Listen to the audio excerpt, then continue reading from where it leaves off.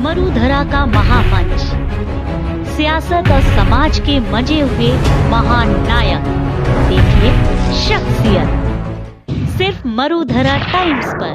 नमस्कार, मैं मनीषा शर्मा मरुधरा की खास पेशकश शख्सियत में आज आपको मिलवा रही हूँ अंतर्राष्ट्रीय संत डॉक्टर कृष्णानंद जी महाराज से। डॉक्टर कृष्णानंद जी महाराज समाज सेवा के लिए जाने जाते हैं।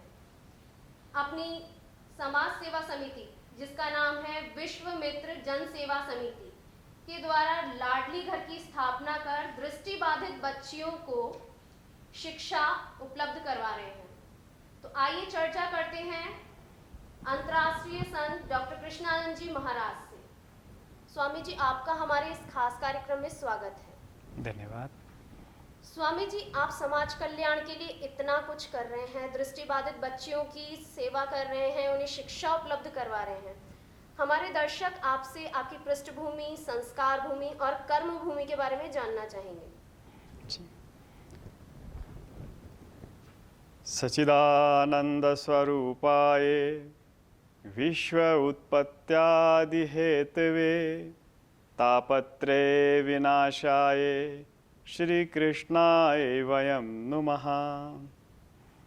सभी को मंगल शुभकामनाएं। विशेष रूप से मरुधरा की पूरी टीम को आप लोग यहाँ पधारे। आश्रम में आपका हृदय से स्वागत है। समाज सेवा और जीवन, सत्य ये है कि समाज सेवा जीवन से अलग नहीं होती। आध्यात्म या धर्म जीवन का एक अंग है, या यूँ कहें जीवन उसका अंग है। और जब हम इस सुंदर धरती के ऊपर जब हम लोग आते हैं तो विचारणीय बिंदु है कि हमें ईश्वर ने बुद्धि दे करके भेजा है। बाकी जो भी जीव हैं उनके पास शरीर तो है लेकिन बुद्धि नहीं है, या वो बुद्धि का सदुपयोग नहीं कर सकते हैं। तो पूरे इस धरती के ऊपर एक मानव ही ऐसा है जो अपनी मेधा से, बुद्धि से कुछ कर सकता है।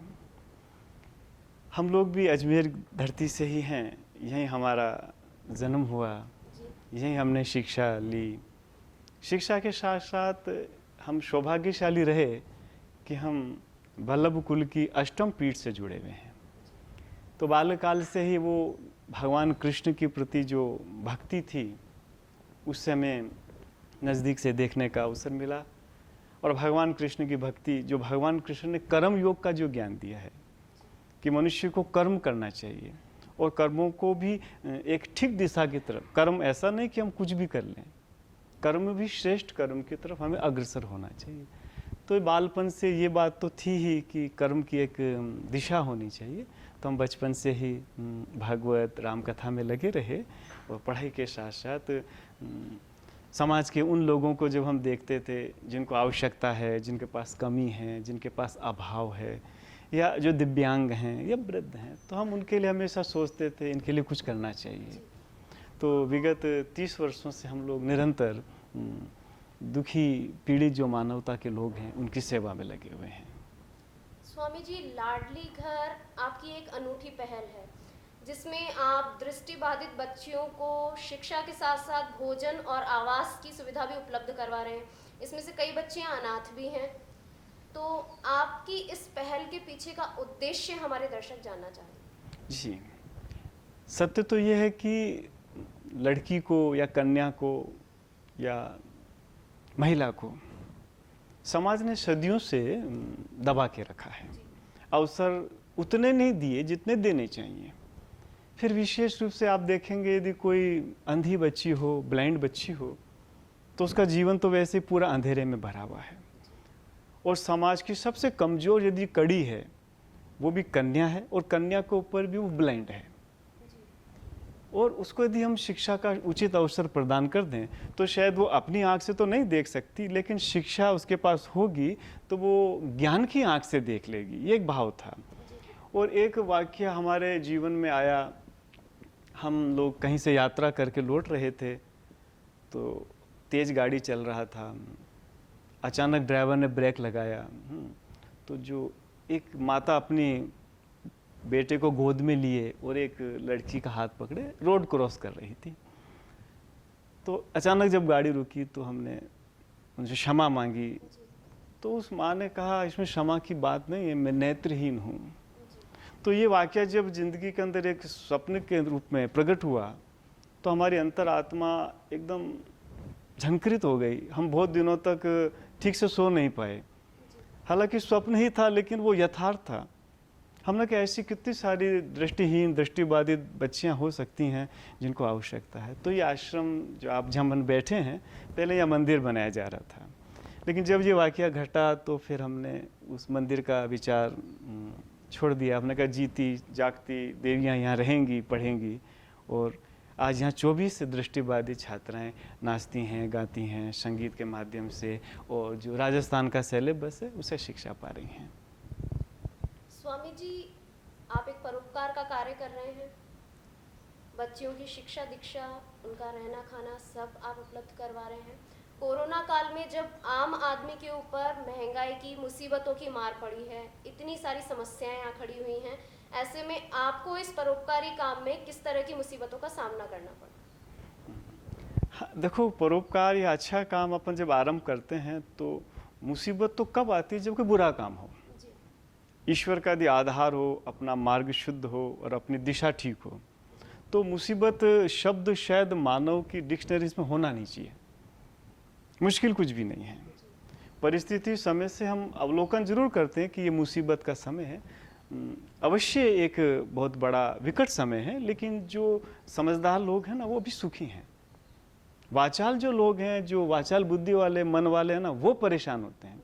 जिनके पास आधार है, समग्र बुद्धि है, या जो अपनी बुद्धि का प्रयोग सही कर रहे हैं, तो वो भी परेशान कोई नहीं है। आप देखेंगे 50% लोग घर में हैं जो बुद्धिजीवी हैं, जिन्हें समझ है कि हमें बाहर नहीं जाना है। और इस समय हमको एक किसी अच्छे शायर की एक बात याद आ रही है। इस कोरोना काल को देखते हुए, बड़ी जोर की प्यास लगी थी, बड़ी जोर की प्यास लगी थी, लेकिन पानी में जहर था, पीते तो मर जाते और ना पीते तो आज जो कोरोना काल चल रहा है, ये थोड़ा एक भय, एक व्यापकता, एक अंदर से थोड़ा डर व्यक्त कर रहा है। ठीक है, डर होना चाहिए, लेकिन यदि हम सुरक्षित हैं, हम अपने नियम में हैं, मर्यादा में हैं, यदि अपन संभले हुए हैं, तो हम भी बच सकते हैं, परिवार को भी बचा सकते हैं। और रही बात विकट परिस्थितियों की, विकट परिस्थितियों में ही मानव का निर्माण होता है। यदि विकट परिस्थितियाँ नहीं आएंगी तो हमें कोई बोध ही नहीं होगा, हमें ज्ञान ही नहीं होगा। आज ये कोरोना काल आया तो ये तो लोगों को समझ में आया कि सोशल डिस्टेंस रहना चाहिए, हाथ धोने चाहिए, स्वच्छता का ध्यान, ये भी एक प्रकृति ने हमें ज्ञान दिया है। स्वामी जी, नारी तू नारायणी, आप इसको सार्थक करने में प्रयासरत हैं। दृष्टिबाधित बच्चियों को शिक्षा उपलब्ध करवा रहे हैं। तो दृष्टिबाधित बच्चियों को जो सैद्धांतिक शिक्षा दी जा रही है, उसके अलावा उनको जीविकोपार्जन के लिए आप किस तरह की शिक्षा उपलब्ध करवा रहे हैं? जी, वास्तव में शिक्षा के साथ साथ हम लोगों का प्रयास है ओवरऑल डेवलपमेंट। वो आत्म स्वावलंबी बने, वो जीवन की मूल धारा से जुड़ सकें। उसके लिए हमारे यहाँ क्राफ्ट सिखाया जाता है, बच्चों को संगीत सिखाया जाता है। और आपको प्रसन्नता होगी कि हमारी करीब 20 बच्चियों को सुंदरकांड कंठस्थ याद है। और अभी 6 महीने पहले आज़ाद पार्क में उन बच्चियों ने 1008 आसन पर अपनी प्रस्तुति दी। तो ये वर्ल्ड में ही पहली बार ऐसा हुआ था कि जो दृष्टि बाधित बच्चियों ने पूरा सुंदरकांड बिना देखे गाया। तो ये उनका टैलेंट है, ये हम तो सिर्फ निखारने का काम कर रहे हैं। बच्चियाँ तो प्रतिभा संपन्न है ही, और हर एक होता है, बस उसको तराश करके एक दिशा दे देना। कभी मूर्ति बनाने वाला मूर्ति बनाता नहीं है, वो तो चट्टान में से, पत्थर में से जो बेकार के पत्थर हैं उसको हटाता है और मूर्ति प्रकट हो जाती है। तो हम लोगों का यही काम है, जिनका जो टैलेंट है, जिनमें जो ईश्वर ने जो गुण दिए हैं, हम उसको डेवलप कर सकें। बच्चियाँ कारपेट बना लेती हैं, बच्चियाँ मोमबत्ती बना लेती हैं, बच्चियाँ अच्छा गा लेती हैं। आत्मनिर्भर की तरफ हम, और फिर दूसरा समाज की जो इस समय का वातावरण है, हम उनको ये भी शिक्षा दिलवाते हैं कि ताकि जब आप बाहर जाएं तो आप वॉइस से, आवाज़ से भी आप पता कर सकती हैं कि सामने वाला का भाव आपके प्रति क्या है, क्योंकि वो देख तो नहीं सकती, उनकी तो सिर्फ आवाज़ ही दुनिया है। तो हम उनको स्पेशल, हमारे यहाँ पे टीचर्स हैं जो उनको इस तरह का एजुकेशन देते हैं। स्वामी जी, आप हमारे चैनल के माध्यम से हमारे दर्शकों को क्या संदेश देना चाहेंगे? जी, हम मरुधरा के इस पवित्र श्रृंखला के अंदर सभी दर्शकों को यही कहना चाहेंगे कि देखो, जीवन है और जीवन को हम अपने रंग से भर सकते हैं। जीवन एक कोरा कागज़ के जैसा ही है। आप जिस रंग से, जिस अच्छाई के साथ भरेंगे तो उसमें सो मैनी फ्लावर्स या बहुत अच्छी चित्रकारी आप कर पाएंगे। और यदि आप उस श्वेत पेपर के ऊपर अपनी इच्छा मन से कुछ भी भर देंगे तो वो बेकार ही चला जाएगा। इसलिए ईश्वर ने हमें जीवन दिया है और सबके पास सामर्थ्य है कुछ ना कुछ करने की। यदि कोई कहे कि मेरे पास कुछ नहीं है करने को, तो ये बात भी गलत है। हमारे पास हो सकता धन ना हो, लेकिन हम किसी को समय दे सकते हैं, वो भी एक सेवा है। हम किसी वृद्ध के पास बैठ सकते हैं, वो भी एक सेवा है, वो भी एक मंत्र है। हम किसी असहाय को कुछ हेल्प कर दें, मदद कर दें, या उसकी वेदना को सुन भी लें, तो ये भी एक प्रार्थना है। प्रार्थना इज नॉट दैट कि हम टेम्पल में गए और हमने कुछ चढ़ाया या प्रणाम किया। दैट इज़ नॉट प्रार्थना नहीं है। ठीक है, ये एक पद्धति है। तो ईश्वर तो कहते हैं कर्म योग में कि जहाँ तुम हो, तुमसे यदि अच्छा कुछ भी हो रहा है तो वो एक प्रार्थना है, वो एक आराधना है। तो हम इसी माध्यम से कहना चाहते हैं कि देने का मन होगा तो आपके पास देने को बहुत जैसा है। आवश्यकता नहीं हम धन दें, कपड़ा दें, अन्न दें। आवश्यकता इस बात की हम किसी के लिए प्रार्थना भी कर सकते हैं। यदि कोई दुखी है तो हम आँख बंद करके यदि उसके लिए प्रार्थना करते हैं तो that is the biggest work. ये भी एक प्रार्थना है। तो हम सभी दर्शकों को ये कहना चाहेंगे कि मनुष्य जीवन है, इसको ऐसी उड़ान, ऊंची उड़ान के साथ जिए ताकि पूरे मुक्त गगन को आप छू सकें। मानव कुछ भी कर सकता है, बस उसमें संकल्प हो, उसकी इच्छा शक्ति प्रबल हो और उसकी दिशा ठीक हो तो मानव कुछ भी कर सकता है। फिर चाहे वो झांसी की बाई लक्ष्मी रानी, महारानी लक्ष्मीबाई हो, या शिवाजी हो, या प्रताप हो, फिर हम सब में वो छुपा, चाहे प्रहलाद हो, हम सब में वो बीज रूप से छुपा हुआ है। बस यदि हम जागृत कर लें तो हम कुछ भी कर सकते हैं। स्वामी जी धन्यवाद, आपने हमारे दर्शकों के साथ में अपने इतने उत्तम विचार साझा किए। स्वामी जी ने हमें एक खास संदेश दिया कि जीवन रंगों से भरा होना चाहिए। ये रंग संकल्प और भावनाओं के होने चाहिए। आज की हमारी ये खास चर्चा हम यहीं समाप्त करते हैं। अगली बार हम फिर एक नई खास शख्सियत के साथ आपके सामने फिर हाजिर होंगे।